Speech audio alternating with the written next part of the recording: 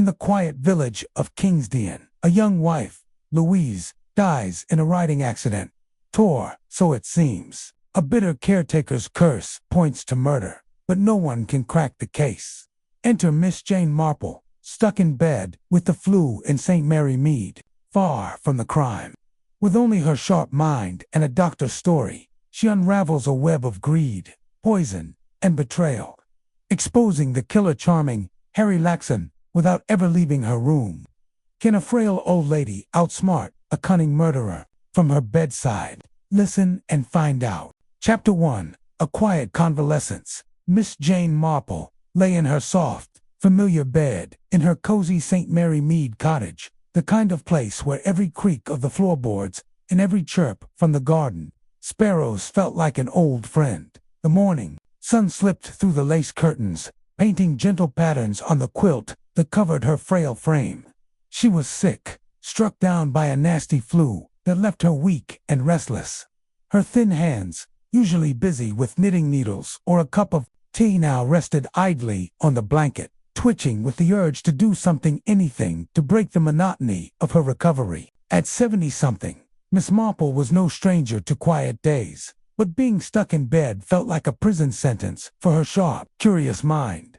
The room smelled of lavender from the sachet under her pillow and the faint temps of medicine on the bedside table. A small tray held a teapot, a cup, and a plate of uneaten toast, left by her maid, Lily, who fussed over her like a mother hen. Miss Marple's gray eyes, still bright despite her age and illness, darted around the room, taking in the familiar sights: the polished oak dresser, the framed picture of her nephew Raymond, and the stack of books she couldn't muster the energy to read. She sighed, a soft sound that carried a hint of frustration. "What a bother," she murmured to herself, her voice barely above a whisper. She wasn't used to being idle. Her mind, always buzzing with thoughts and observations, craved a puzzle to unravel. Outside, the village of St. Mary Mead hummed with its usual rhythm. She could hear the distant clatter of milk bottles being delivered and the cheerful shouts of children playing in the lane. Normally, Miss Marple would be out there, strolling through the village, chatting with neighbors, and picking up the little bits of gossip that often held the key to bigger mysteries. She had a knack for noticing small things, like the way Mrs. Price's smile tightened when her husband was mentioned, or how young Tom Hodge always looked guilty when passing the vic. Those tiny details, stored in her mind like treasures, had helped her solve more than one mystery in her time. But now, trapped in her bed, she felt cut off from the world.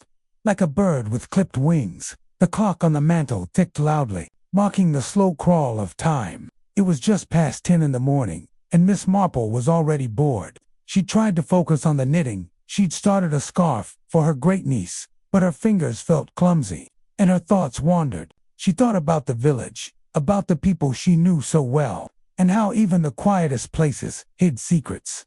St. Mary Mead, with its neat cottages and tidy gardens, was no stranger to scandal. There was the time Mrs. Bantry's maid ran off with the butcher's boy, or when old Mr. Clegg was caught selling stolen goods from his shed. Miss Marple smiled faintly at the memories. People were the same everywhere, she thought, full of hopes, fears, and, sometimes, dark intentions. A knock at the door broke her thoughts.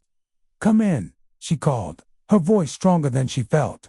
The door creaked open, and Dr. Haydock stepped inside, his heavy boots thudding on the wooden floor. He was a sturdy man in his 50s, with a kind face and a no-nonsense manner that Miss Marple liked. His gray hair was slightly messy, as if he'd been rushing about, and his doctor's bag swung from one hand. He smiled at her, but his eyes had a glint of mischief that made Miss Marple sit up a little straighter. "Good morning, Miss Marple," he said, setting his bag on the chair by her bed. "How's my favorite patient today?" Miss Marple gave a small huff. "Bored, Dr. Haydock. Terribly bored.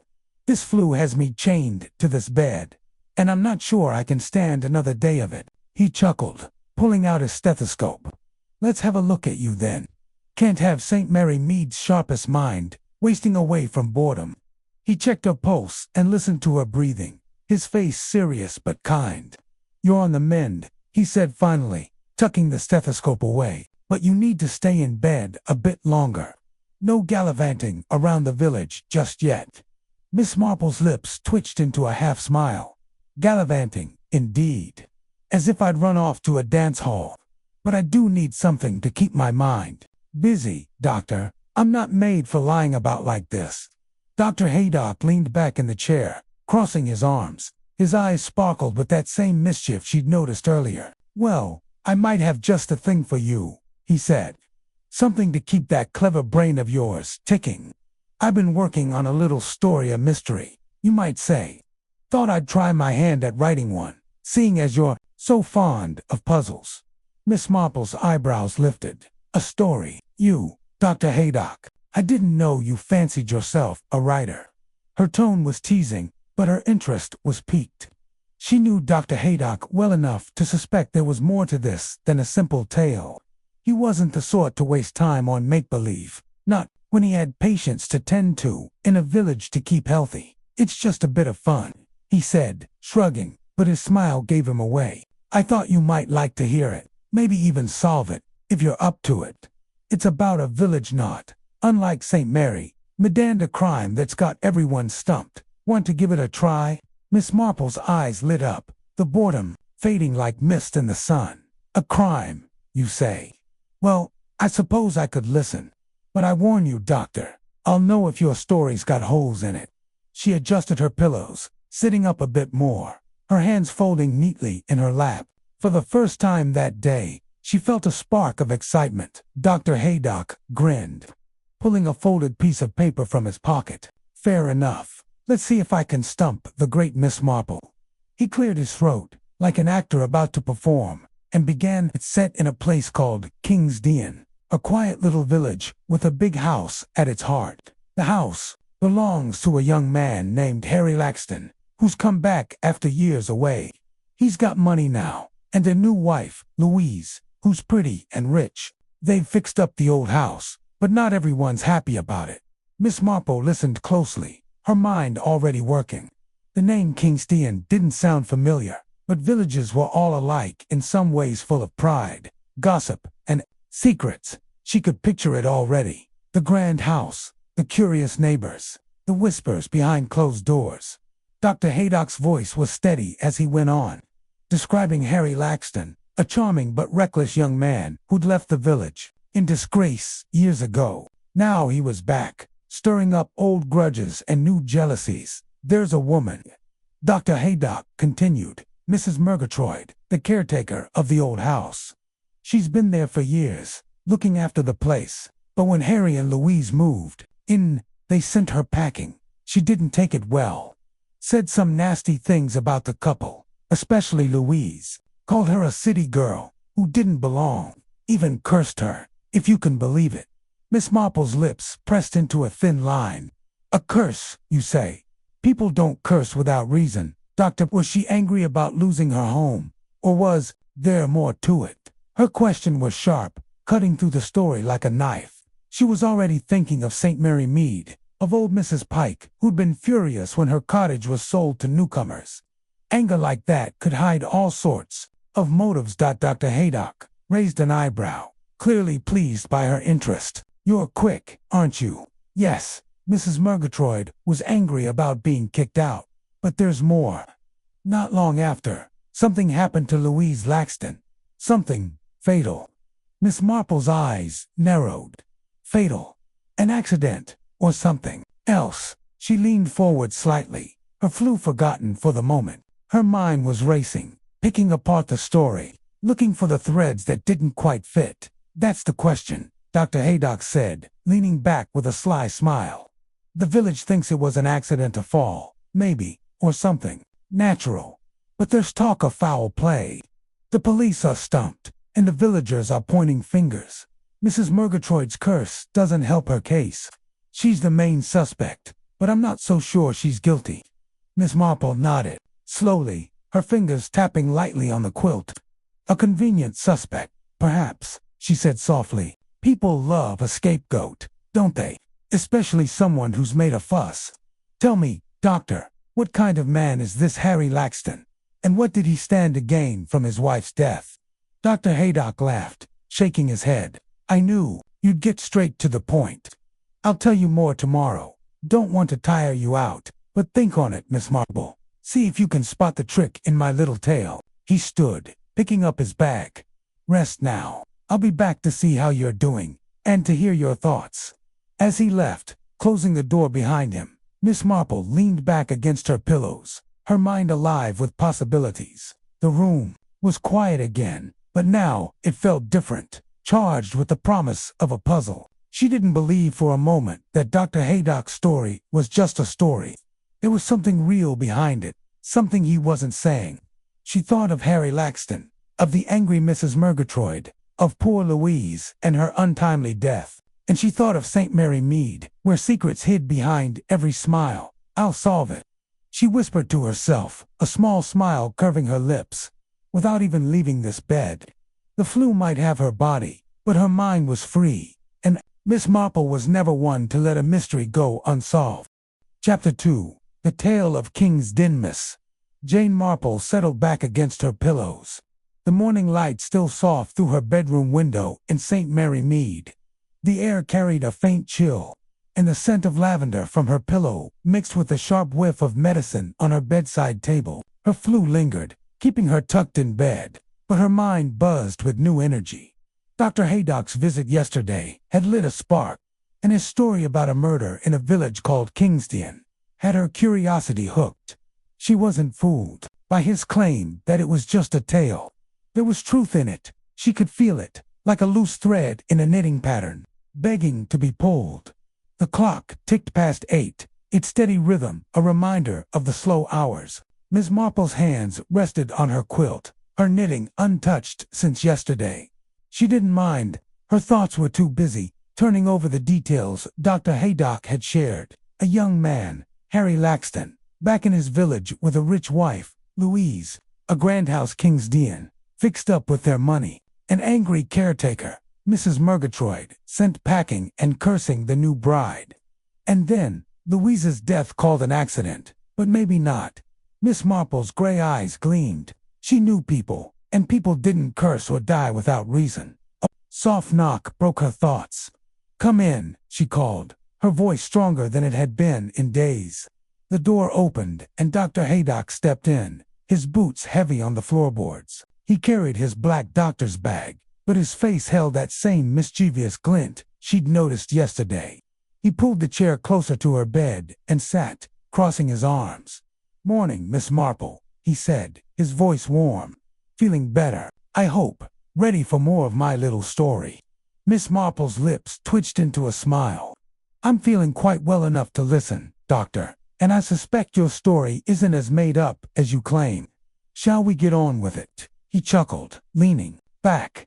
You're too sharp for me. All right, let's dive back in. Where did we leave off? Kingsdean, Harry Laxton, his wife Louise, and poor Mrs. Murgatroyd, who wasn't happy about losing her place. Miss Marple nodded, her fingers tapping lightly on the quilt. Yes, and Louise's death. You said it was called an accident, but there's talk of foul play. I'd like to hear more about that tand, about Harry Laxton. What sort of man is he, really? Dr. Haydock's eyes twinkled, as if he'd been waiting for her to ask. You don't miss a thing, do you? All right, let's set the scene. He unfolded the same piece of paper from his pocket, glancing at it before starting. King's is a small place, not unlike St. Mary Mead. Quiet streets, nosy neighbors, a church with a crooked steeple. The big house, Kingsdean Hall, sits on a hill, all stone and ivy, looking down on the village. Harry Laxton grew up there, but he wasn't the golden boy you'd expect. Miss Marple tilted her head, listening closely. She could picture the village, the kind of place where everyone knew everyone's business. Go on, she said softly. Harry was a wild one, Dr. Haydock said. As a lad, he was always in trouble stealing apples, breaking windows, charming his way out of it. His father, old Major Laxton, owned Kingsdean Hall, but he lost most of his money. Harry left the village years ago, after some scandal nobody's sure what, but it left bad blood. Then he came back, rich and married to Louise, a city girl with a fortune. They bought the hall, fixed it up, and moved in. That's when the trouble started. Miss Marple's mind flicked to St. Mary Mead. She remembered young Tommy Brown, who'd run off after a fight with his father, only to return years later with a flashy car and a shady story. Money changes people, she murmured. Or it shows who they really are.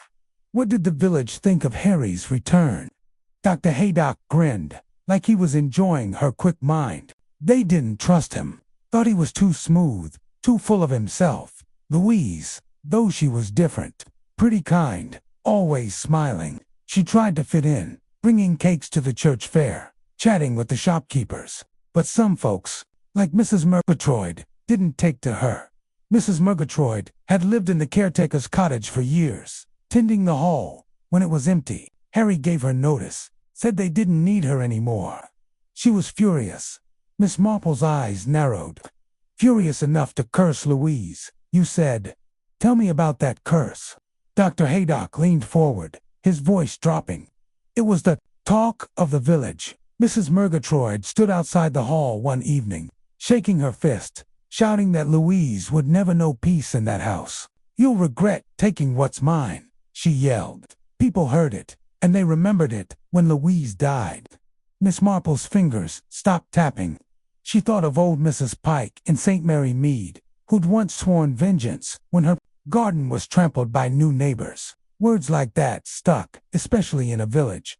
"And how did Louise die?" she asked, her voice calm but firm. Dr. Haydock paused, choosing his words. "It was a riding accident, or so they said. Louise loved horses, rode every morning. One day, her horse came back to the stable, alone. They found her in a field, neck broken, like she'd been thrown. The doctor called it a tragedy, said the horse must have spooked, but there were whispers. The saddle didn't look right, some said, and Mrs. Murgatroyd's curse was on everyone's lips." Miss Marple's mind raced. A riding accident was simple enough, but too simple for a village full of gossip. She knew how people talked, how they built stories around a single strange detail. "Was there an inquest?" she asked. "What did the police say?" "There was an inquest," Dr. Haydock said, nodding. "The coroner ruled it an accident, but not everyone bought it. The police looked at Mrs. Murgatroyd. She'd been seen near the stables that morning, and her curse made her an easy target, but they couldn't prove anything. No witnesses, no clear evidence, just a lot of talk." Miss Marple leaned back, her eyes half closed. She wasn't seeing her bedroom now. She was seeing Kingston, the big house, the stables, the angry caretaker, and Harry Laxton, the man at the center of it all. "Tell me more about Harry," she said. "Did he grieve for his wife?" Dr. Haydock's face grew serious. "That's where it gets murky. Harry played the part's husband, pale and shaken, planning a grand funeral. But some villagers noticed he didn't seem too broken up. He was back to business quickly, talking about selling the hall, managing Louise's money, and there was talk he'd been seen with another woman before Louise died, a flashy type from the city." Miss Marple's lips pressed into a thin line. "Money and another woman," she said softly. "That's a dangerous mix, Doctor. And what about Louise's fortune? Who got it after her death?" Dr. Haydock raised an eyebrow. "You're quick, aren't you? Louise's money went to Harry, of course. She had no family, no will that anyone could find. He inherited everything, the hall, the bank accounts, all of it." Miss Marple nodded, her mind filing away the detail, like a card in a catalog. Money was always a motive, and Harry Laxton sounded like a man who liked it too much. She thought of a case in St. Mary Mead years ago, when a young man had courted a rich widow for her savings, only to leave her heart broken. People didn't change, she thought. They just found new ways to hide their greed. "What else do you know about the accident?" she asked. "Any odd details? Something the police missed?" Dr. Haydock smiled, like he'd been waiting for her to dig deeper. "You're good at this, Miss Marple. There was one thing, a small thing. The stable boy said the saddle's girth strap looked worn, almost cut, but he couldn't swear to it. The police called it wear and tear, nothing more. And there was a strange mark on Louise's hand, like a burn or a rash, but the doctor said it was probably from the fall. Miss Marple's eyes sharpened. A cut strap and a mark on her hand, she repeated. Interesting. And Mrs. Murgatroyd, was she near the stables often? Not usually, Dr. Haydock said. She'd moved to a cottage in the village, but she was seen there that morning, picking flowers nearby. Said she was just passing through. Miss Marple's mind whirred. A cut strap could be sabotage, but it could also be an accident. The mark on Louisa's hand was odd or something that didn't fit. She thought of St. Mary Mead again, of a farmer who'd poisoned his own cattle to claim insurance, leaving strange marks on their hides. I'll need to think on this, she said. Your story's got layers. Doctor, come back tomorrow, and I'll have some questions. Dr. Haydock stood, tucking the paper back in his pocket. I knew you'd take to it. Rest up, Miss Marple. I'll be back to see if you've cracked my little puzzle. As he left, Miss Marple leaned back, her eyes on the ceiling. Kingston wasn't St. Mary Mead, but it was close enough. People were the same, jealous, greedy, clever in their own ways. She thought of Harry, smooth and charming, and Mrs. Murgatroyd, angry and wronged, and Louise, dead too soon. There was a truth here, hidden in the details, and Miss Marple would find it, even from her bed. The flu could keep her body still, but her mind was already chasing the answer. Chapter 3. Shadows of Suspicion. Miss Jane Marple sat propped against her pillows, the morning light filtering through the lace curtains of her St. Mary Mead bedroom. The air was cool, carrying the faint scent of lavender and the sharper bite of medicine from the bottle on her bedside table. Her flu still held her in bed, but her mind was far from idle. Dr. Haydock's story about King's Dean and the death of Louise Laxton had taken root like a stubborn weed in a garden. She couldn't shake the feeling that his tale was more than fiction. The details, Harry Laxton's charm, Mrs. Murgatroyd's curse, the worn saddle strap, and the strange mark on Louisa's hand were too real, too tangled with the kind of truth she'd unraveled before. The clock on the mantel ticked toward 9, its steady rhythm a backdrop to her thoughts. Her knitting lay untouched, the needles glinting in the sunlight. She didn't need them now. Her fingers twitched, not for wool, but for the threads of the mystery Dr. Haydock had spun. She pictured Kingsdean, a village like her own, with its gossip and grudges. Harry Laxton, back with money and a pretty wife, stirring up trouble. Mrs. Murgatroyd, bitter and pushed out. And Louise, dead in a field, her horse wandering alone. Miss Marple's gray eyes, sharp despite her age, stared at the ceiling as she turned the pieces over in her mind. A knock at the door snapped her back to the room. Come in, she called, her voice clear despite the flu's grip. Dr. Haydock stepped in, his boots thudding softly on the floorboards. His face was cheerful, but his eyes held that familiar glint of mischief, like a schoolboy with a secret. He set his doctor's bag on the chair and sat, leaning forward with a grin. Morning, Miss Marple, he said. You're looking brighter today. Has my story kept you up thinking? She smiled, a small, knowing curve of her lips. It's done more than that, Doctor. I've been turning it over, and I've got questions. Your Kingsdean sounds an awful lot like a real place, and I'm not sure you're just making this up.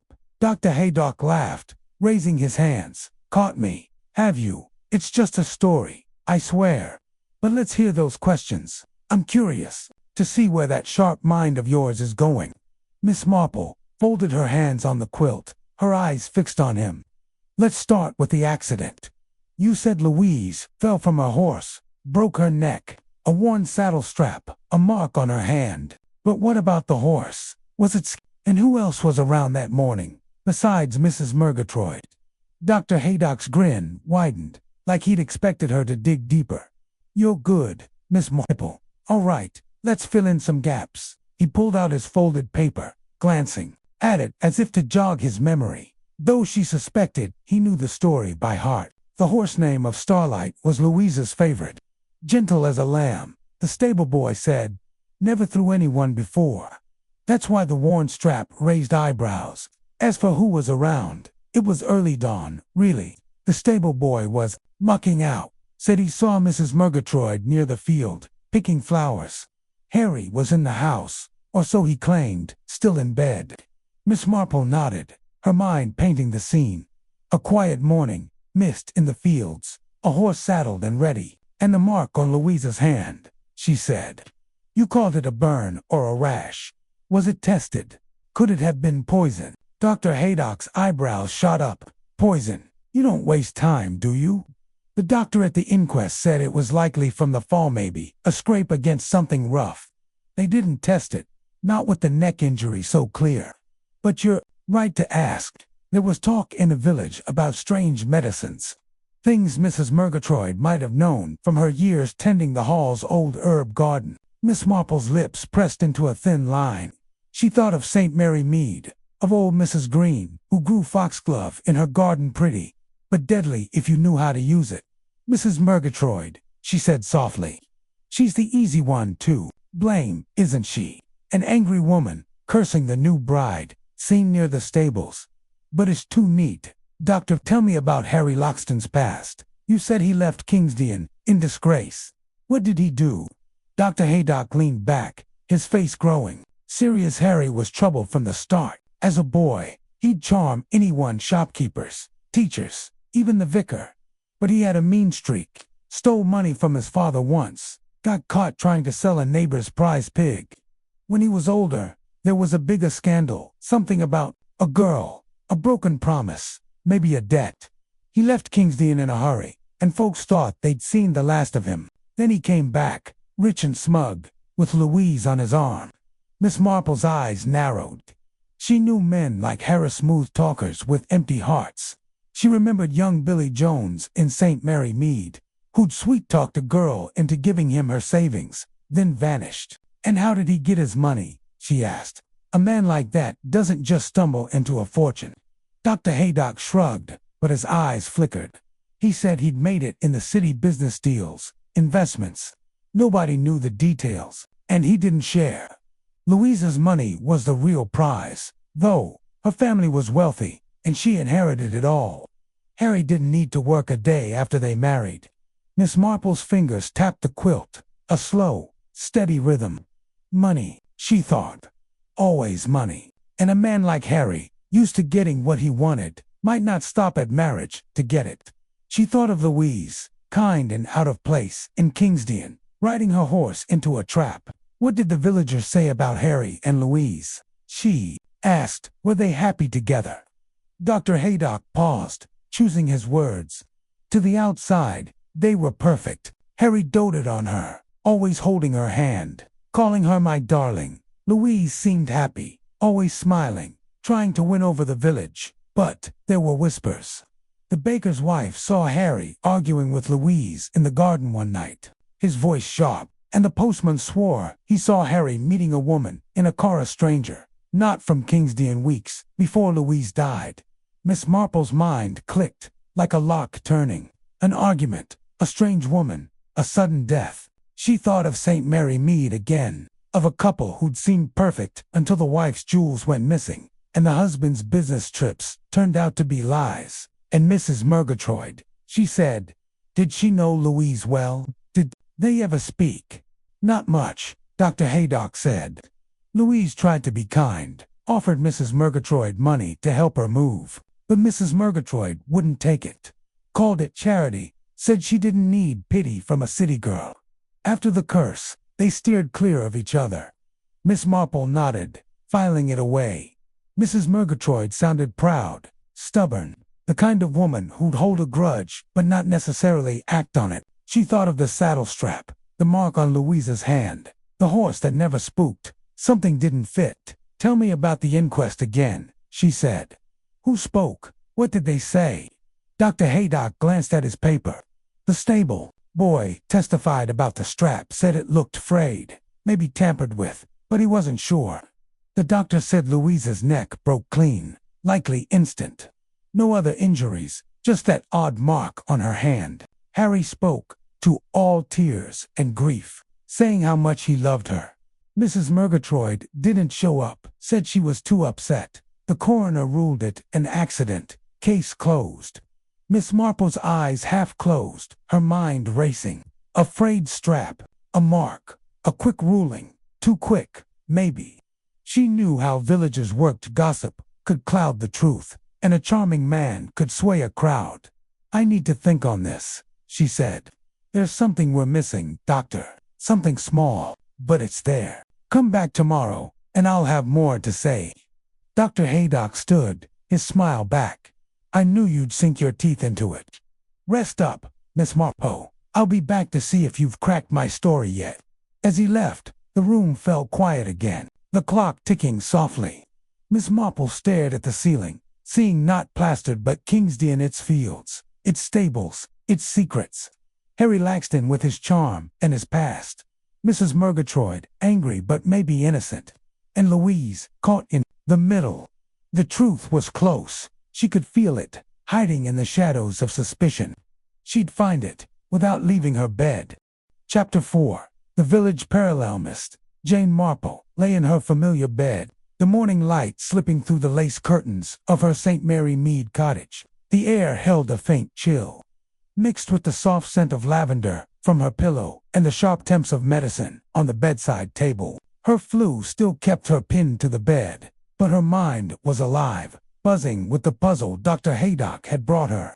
His story about Kingsdean, the death of Louise Laxton, the charming Harry Laxton, the cursed Mrs. Murgatroyd, and the suspicious saddle strap felt more real with every detail. Miss Marple's gray eyes, sharp as ever, stared at the ceiling, but she saw Kingsdean's fields and secrets.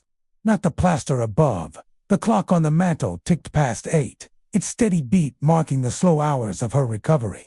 Her knitting sat untouched, the needles catching the sunlight. She didn't need them now. Her fingers rested on the quilt, but her thoughts were busy, weaving together the threads of Dr. Haydock's tale. A young wife, dead in a riding accident. A worn strap, a strange mark on her hand. A village quick to blame the angry caretaker. And Harry, always Harry, with his smooth talk and shady past. Miss Marple knew his typemen like him hid their true selves behind smiles, just like certain folks in St. Mary Mead. A soft knock broke her thoughts. "Come in," she called, her voice steady despite her weakness. Dr. Haydock stepped in, his boots thudding lightly on the floorboards. His kind face held that familiar spark of mischief, and his doctor's bag swung from one hand. He pulled the chair close to her bed and sat, leaning forward with a grin. "Morning, Miss Marple," he said, his voice warm. "You're looking lively today. Been picking apart my story, I bet." Miss Marple's lips curved into a small smile. "It's given me plenty to think about, Doctor. Your Kingsdean feels awfully familiar. I've known villages like it full of gossip and grudges. And I've known men like Harry Laxton, too. Shall we continue?" Dr. Haydock chuckled, pulling out his folded paper. "You're too quick for me. All right, let's dive back in. What do you want to know today?"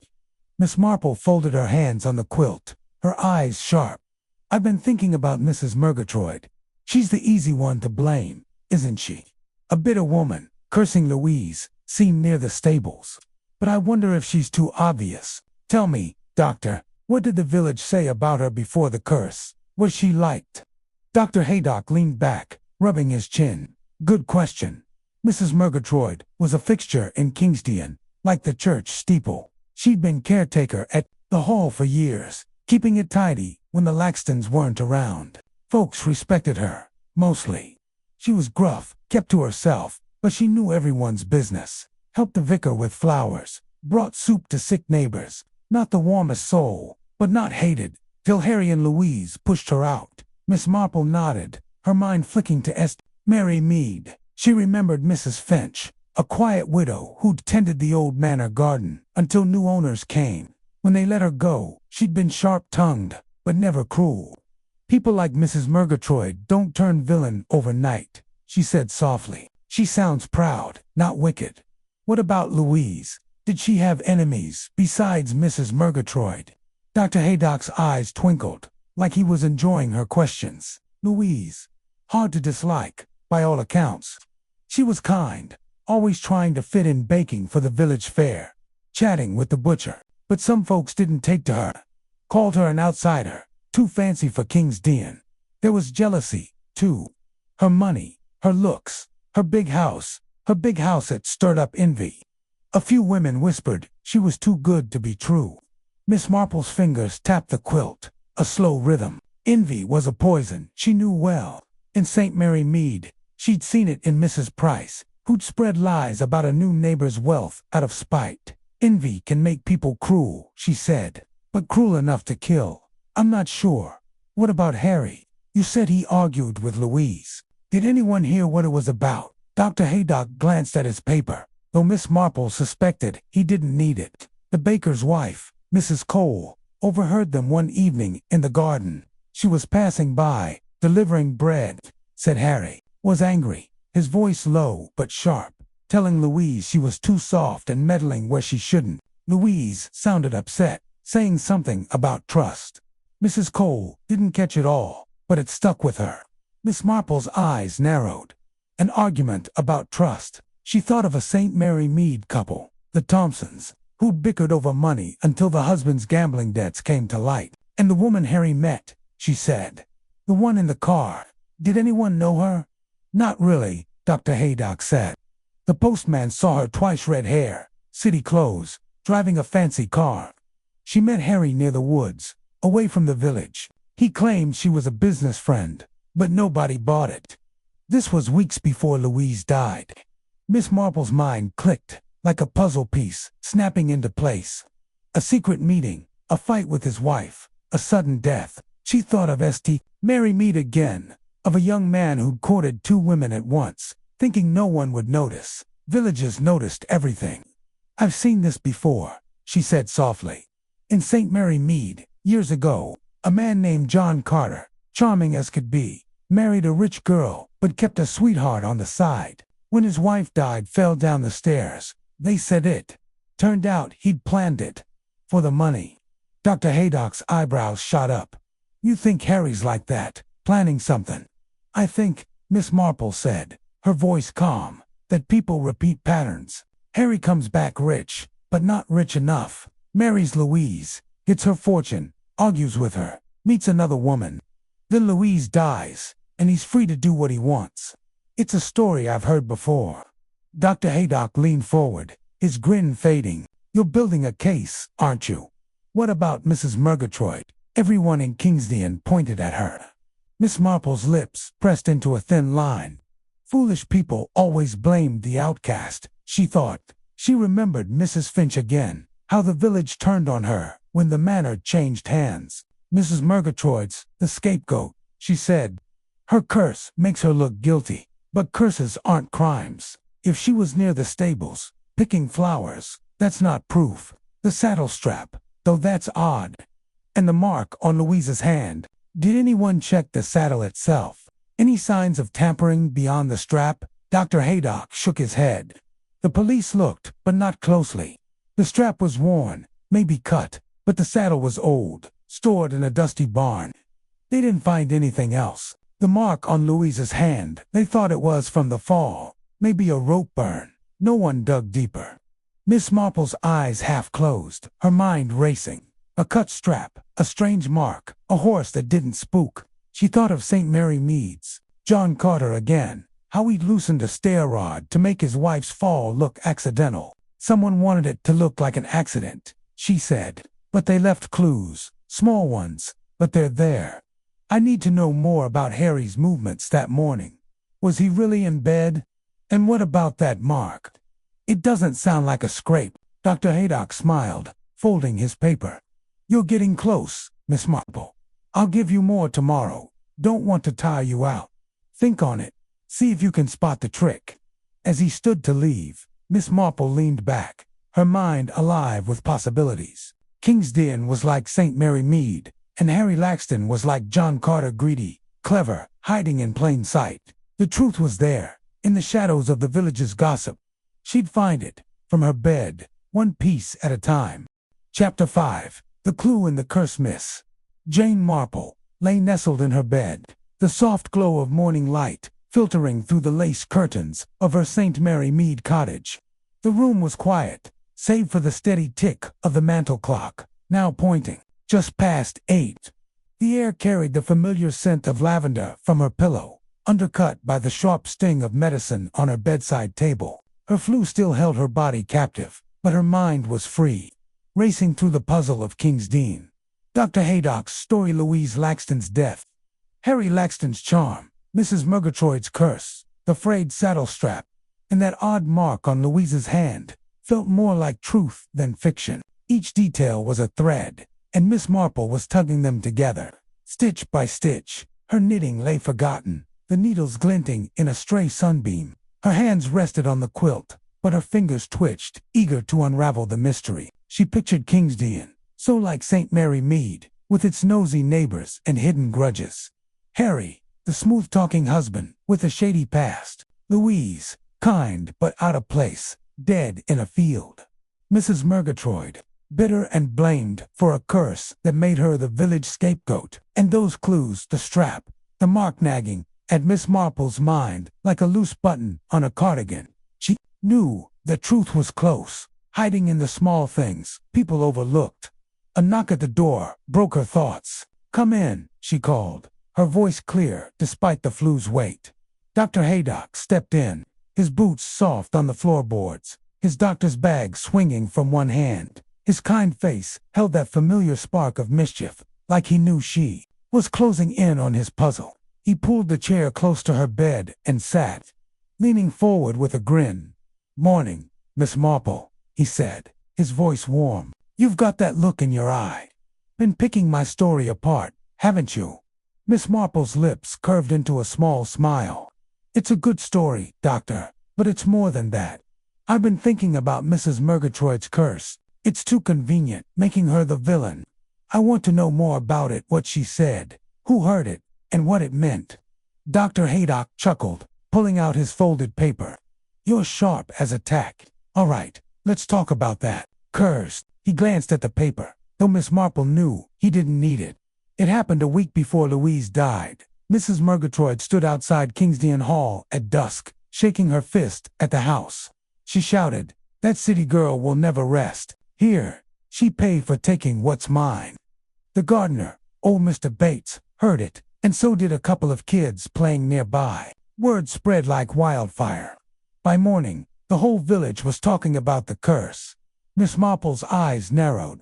She knew how villages worked. Gossip could turn a harsh word into a death sentence. She thought of St. Mary Mead, of Mrs. Green, who'd once yelled at a neighbor for cutting her roses and was blamed when the neighbor's dog died. "People love a story," she said softly. "A curse makes Mrs. Murgatroyd look guilty, but it's just words. Did she ever threaten Louise directly?" Dr. Haydock shook his head. "Not that anyone saw. Mrs. Murgatroyd kept to herself after she was kicked out of the caretaker's cottage. She moved to a small place in the village, tended her garden, avoided the hall. The curse was the only time she spoke out, and it was loud enough for everyone to hear." Miss Marple's fingers tapped the quilt, a slow, thoughtful rhythm. "Loud enough to be remembered," she said, almost too loud, like someone wanted it heard. "Tell me, Doctor, was there anyone else who might have wanted Louise out of the way? Someone who gained from her death?" Dr. Haydock's grin faded, his eyes serious. "You're circling Harry again, aren't you? Well, I'll give you more. Harry inherited everything Louise's money, the hall, all of it. He was seen in the village the day after her death, talking about selling the place, moving on.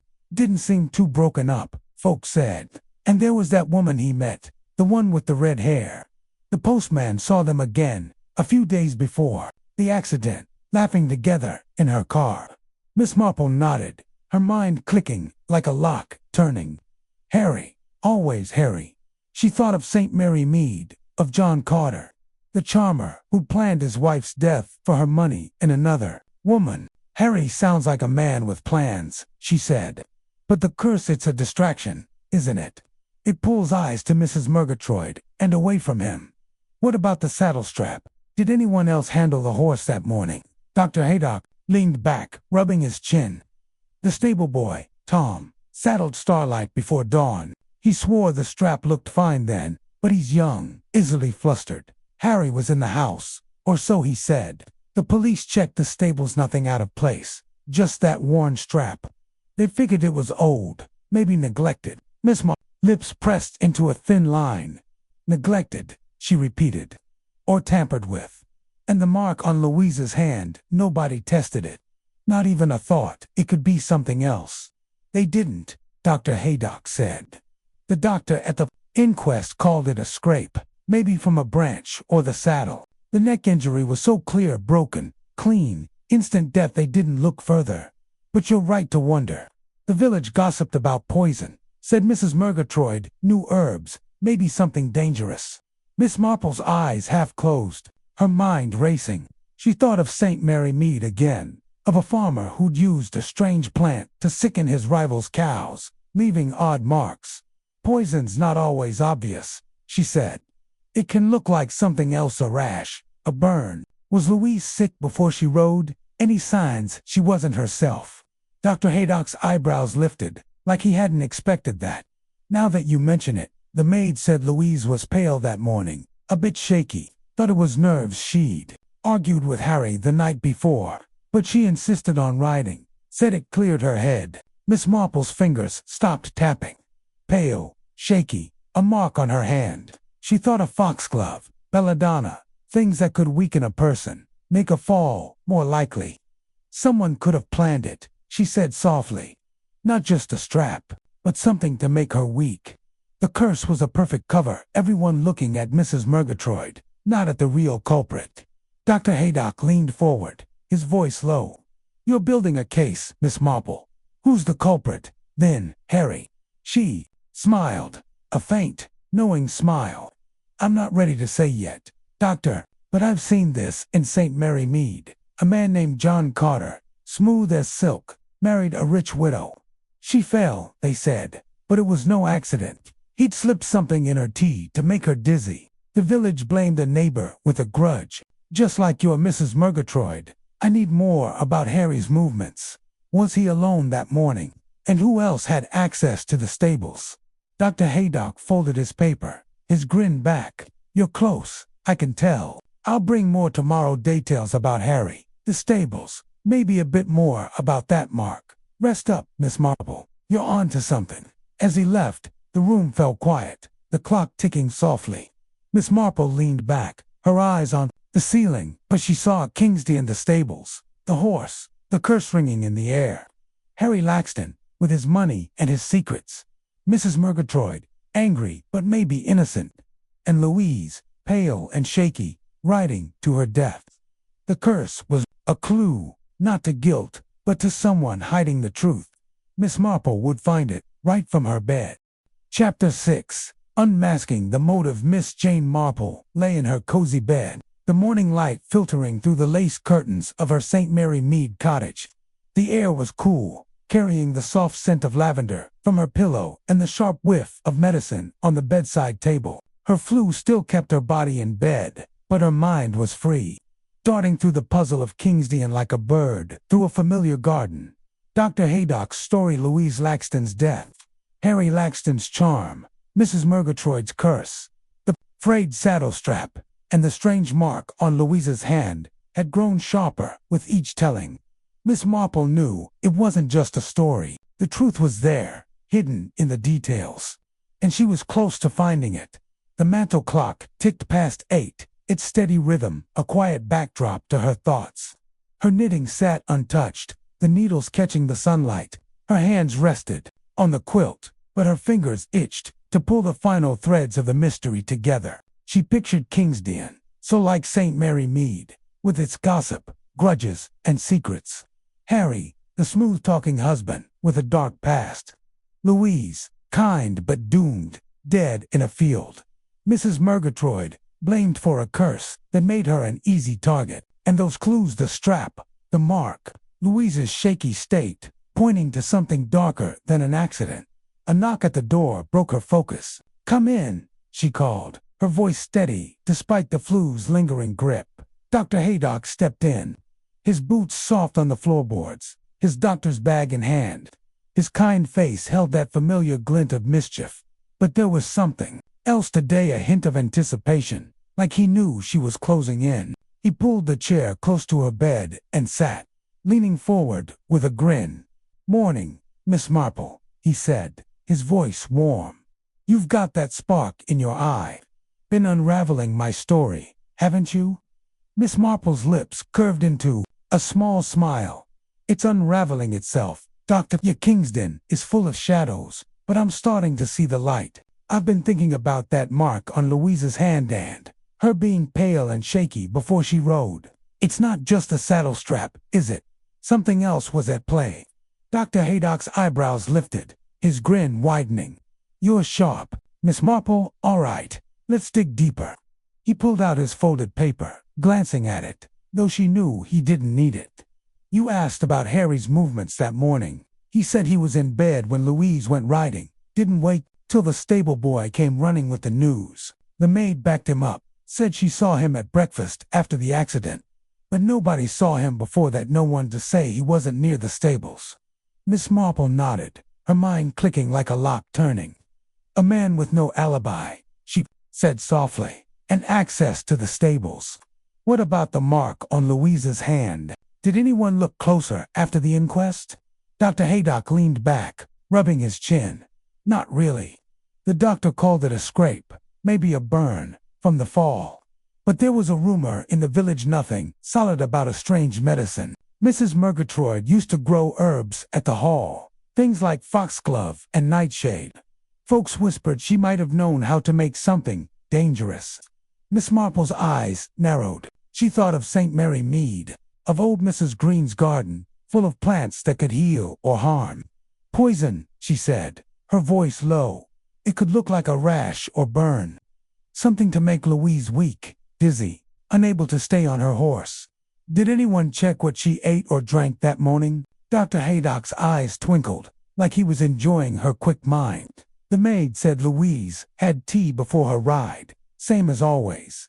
Harry brought it to her, said it was her favorite blend. She was pale, shaky, like I told you, but the maid thought it was from their argument the night before. Nobody tested the TY, would they, with the neck injury so clear? Miss Marple's fingers tapped the quilt, a slow, steady rhythm. Tea, brought by Harry. A shaky wife, a frayed strap, a deadly fall. She thought of a case in St. Mary Mead, years ago, when a man slipped something into his sister's drink to make her sleep, then stole her savings. Harry had the chance, she said, and the motive. Louise's money went to him, didn't it? And that woman, he met the one with red hair. Was she ever seen again? Dr. Haydock nodded, his face serious. The postman saw her one more time, after Louise died. She drove into Kingston, met Harry at the pub.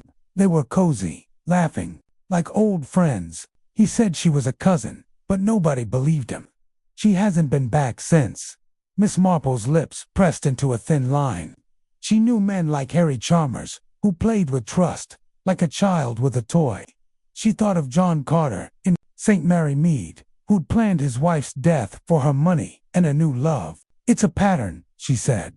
Harry comes back to Kingston, marries Louise for her fortune. He meets another woman, argues with his wife, and then she dies. The curse points to Mrs. Murgatroyd, but it's too perfect. Someone wanted the village to look at her, not him. Dr. Haydock leaned forward, his voice low. You're building a strong case, Miss Marple. But how did he do it? The strap, maybe, but the mark, the shakiness, there's no proof. Miss Marple's eyes half closed, her mind racing. There's a poison, she said softly, called strophanthine. I read about it once, in a book Raymond sent me. It's rare, used in Africa, for arrows. Sometimes, in medicine, it can make the heart race, make a person weak, dizzy. A small dose could look like nerves, and a fall would hide the rest. The mark on Louise's hand, maybe it wasn't a scrape. Maybe it was where the poison touched her skin. Dr. Haydock's mouth opened, then closed. Strophanthine, that's a leap, Miss Marple. But Harry did travel, years ago, before he came back to Kingston. Said he'd been to Africa, doing business. Could have learned about it there. Miss Marple nodded, her mind slotting the piece into place. He had the knowledge, the chance, and the reason. Louise's money, a new woman, a fresh start, but he needed the village to blame someone else. Mrs. Murgatroyd's curse was perfect. It made her the villain. Kept eyes off him. She leaned back, her voice calm but firm. I've seen this in St. Mary Mead. John Carter poisoned his wife, made it look like a fall. The village blamed a neighbor with a grudge, but it was him, all along. Harry's the same. He used a curse to hide his crime. Dr. Haydock stared at her, his grin gone. You're sure, aren't you? You think Harry poisoned Louise? Cut the strap, let the horse do the rest. I'm sure of the pattern, Miss Marple said. But I need one more thing.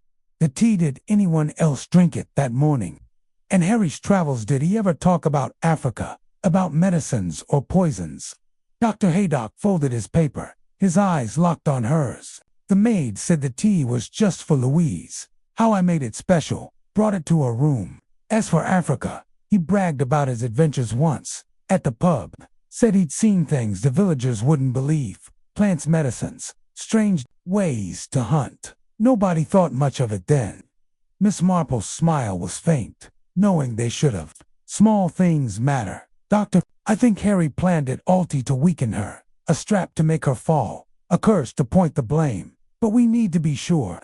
Can you find out if anyone saw him near the stables before dawn? Or if that tea was touched by anyone else? Dr. Haydock stood, his face serious but impressed. You're a wonder, Miss Marple. I'll dig into it, see what else I can add to the story. Rest up tomorrow. We'll see if you've cracked it. As he left, the room fell quiet, the clock ticking softly. Miss Marple leaned back, her eyes on the ceiling. But she saw King's stables, the tea, the man with a plan. Harry Laxton, greedy and clever, hiding behind a curse. The truth was clear now, unmasked by her village parallels. She'd prove it, from her bed, with one last push. Chapter 7. The Trap of Truth. Miss Jane Marple lay tucked in her familiar bed. The morning light slipping through the lace curtains of her St. Mary Mead cottage. The air was crisp, carrying the gentle scent of lavender from her pillow and the sharp temps of medicine on the bedside table. Her flu still held her body captive, but her mind was sharp, weaving through the Kingstian mystery like a needle through cloth. Dr. Haydock's tale, Louise Laxton's death, Harry Laxton's charm, Mrs. Murgatroyd's curse, the frayed saddle strap, and the strange mark on Louise's hand had come into focus. Miss Marple was certain now. Harry was the culprit, using poison and a tempered strap to kill his wife. Hiding behind the village's suspicion of Mrs. Murgatroyd, all she needed was a way to prove it. Without leaving her bed, the mantel clock ticked past 8. Its steady rhythm, a quiet hum beneath her thoughts. Her knitting lay untouched, the needles glinting in the sunlight. Her hands rested on the quilt, but her fingers twitched, eager to tie the final knot in the puzzle. She pictured Kingstian, so like St. Mary Mead, with its gossip and hidden truths. Harry, greedy and clever, slipping poison into Louise's tea, cutting the saddle strap, letting the curse take the blame. The mark on Louise's hand, likely from Strophenthine, a rare poison he'd learned about in Africa, was the key, but it wasn't enough without proof. Miss Marple knew people like Harry. They slipped up when pressed, just like John Carter in St. Mary Mead, who'd confessed when faced with his own lies. A soft knock broke her focus. "Come in," she called, her voice clear despite the flu's grip. Dr. Haydock stepped in, his boots light on the floorboards, his doctor's bag in hand. His kind face held that familiar glint of mischief, but today it was mixed with curiosity, like he sensed she was close to cracking his puzzle. He pulled the chair to her bedside and sat, leaning forward with a grin. "Morning, Miss Marple," he said, his voice warm. "You've got that look like you've got my story all figured out. Am I right?" Miss Marple's lips curved into a small smile. "I'm close, Doctor. Very close. I think Harry Laxton killed his wife, using poison to weaken her, and a cut strap to make her fall. The curse was a convenient shadow to hide in, but we need to be sure. Did you find anything about Harry's movements that morning? Or the tea he gave Louise?" Dr. Haydock's eyes twinkled, like he'd been waiting for this. "You're a marvel, Miss Marple. I dug a bit deeper into my story." He pulled out his folded paper, glancing at it, though she knew he had it memorized. The maid said Harry was up early that morning, before Louise went riding. She saw him in the kitchen, making the tea himself, said it was a special blend for Louise. Nobody else touched it. As for the stables, the gardener's boy swore he saw a man near the barn just before dawn. Too far to be sure it was Harry, but it could have been. Miss Marple nodded, her mind clicking like a lock turning. A man near the stables, and Harry making the tea. It's coming together. Doctor, but we need more than whispers. Harry's clever, he'd cover his tracks. We need to make him slip, show his guilt. Dr. Haydock leaned back, rubbing his chin. A trap, eh? You've got something in mind, I can tell. What's the plan? Miss Marple's eyes half closed, her voice calm but firm. People like Harry crumble when they think they're caught. In St. Mary Mead, I saw it with John Carter. We spread a rumor that someone had found his poison bottle hidden in his shed. He panicked, checked the hiding spot, and the police were waiting. We need something like that for Harry, a nudge to make him betray himself. Dr. Haydock's eyebrows lifted. You're a crafty one. What kind of nudge? Miss Marple folded her hands on the quilt, her mind sharp. Tell someone in King's Deans, someone who gossips, like the baker's wife, that the police are looking at Louise's tea. Say they found traces of something odd, maybe strophanthine, and they're testing it now. Make sure Harry hears it. If he's guilty, he'll react, check the tea tin, destroy evidence, or even run. Guilt makes people foolish. Dr. Haydock stared at her, his grin fading to awe. You've got it all worked out, haven't you? All right, suppose I pass that rumor along in my story. What else? Anything about Mrs. Murgatroyd? Miss Marple's lips pressed into a thin line. She's innocent, I'm sure. Her curse was loud because she was hurt, not because she planned murder. But Harry used it, knew the village would blame her. Check if anyone saw him near her cottage. After the curse, maybe he stirred the gossip himself. Dr. Haydock nodded, his face serious. Good thought. The baker's wife said Harry was at the pub the day after the curse, talking loud about Mrs. Murgatroyd's temper, saying she scared Louise. He made sure everyone heard it. Miss Marple's eyes gleamed. That's it, Doctor. He pointed. The finger kept the village looking at her.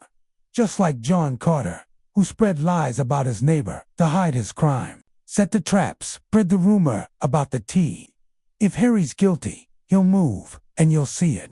Dr. Haydock folded his paper, his voice low. You're sure he'll crack? I've seen it before, Miss Marple said softly. In St. Mary Mead, men like Harry think they're clever, but they're not. They're greedy, and greed makes them careless. Tell me tomorrow what happens. I'll be waiting. Dr. Haydock stood, his grin back, but softer, like he was impressed. You're a wonder, Miss Marple. I'll add your trap to the story, and see what Harry does. Rest up, you've earned it. As he left, the room fell quiet, the clock ticking softly. Miss Marple leaned back, her eyes on the ceiling, but she saw King's Dean, the stables, the tea, Harry's smug face. The trap was set, and she knew he'd fall into it. From her bed, she'd outsmart him, just as she'd outsmarted others before. The truth was waiting, and she'd catch it soon. Chapter 8. Justice. From a farm, Miss Jane Marple lay propped against her pillows, the morning light filtering through the lace curtains of her St. Mary Mead cottage. The air was cool, with the familiar scent of lavender from her pillow mingling with the sharp temps of medicine on the bedside table. Her flu still kept her in bed, but her mind was sharp, alive with the thrill of the chase. Dr. Haydock's story about King's Dean Louise Laxton's death, Harry Laxton's cunning, Mrs. curse, the frayed saddle strap, and the strange mark on Louise's hand had reached its climax. Miss Marple was certain Harry had poisoned his wife with strophanthine, tampered with her saddle, and used the curse to frame Mrs. Murgatroyd. The trap she'd set a rumor about the police testing Louise's tea would make him slip, and she waited eagerly for the result, all from her bed. The mantel clock ticked past 8. Its steady beat a quiet hum beneath her thoughts. Her knitting lay untouched, the needles glinting in the sunlight. Her hands rested on the quilt, but her fingers twitched, ready to tie the final knot in the puzzle. She pictured King's Dean, so like St. Mary Mead, with its gossip and hidden truths. Harry, greedy and charming, thinking he'd outsmarted everyone.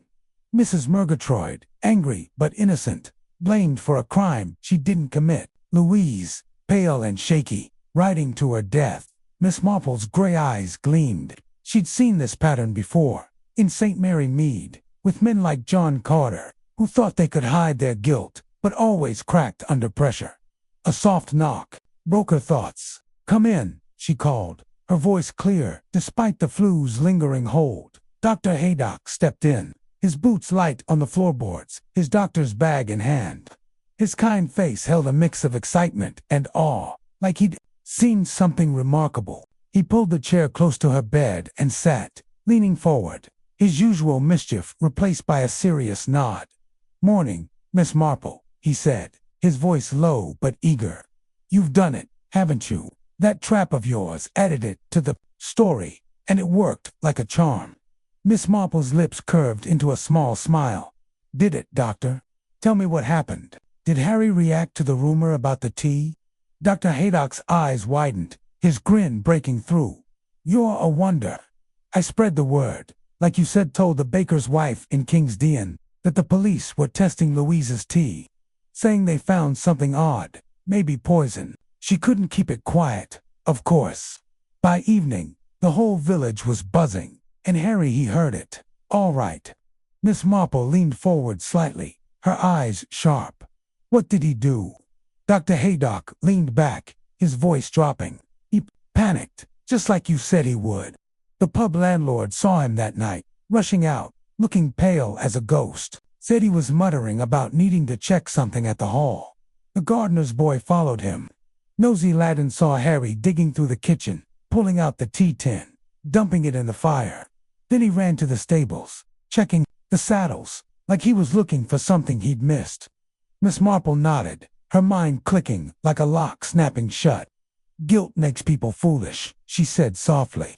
"He thought he'd covered his tracks, but the rumor shook him. Did anyone stop him?" Dr. Haydock's grin returned, wider now. "The police were watching, thanks to the rumor. They caught him in the stables, holding a knife, like he meant to cut another strap to hide the first. When they asked about the TI, he started babbling about how it was just a mistake, how he didn't mean for Louise to die.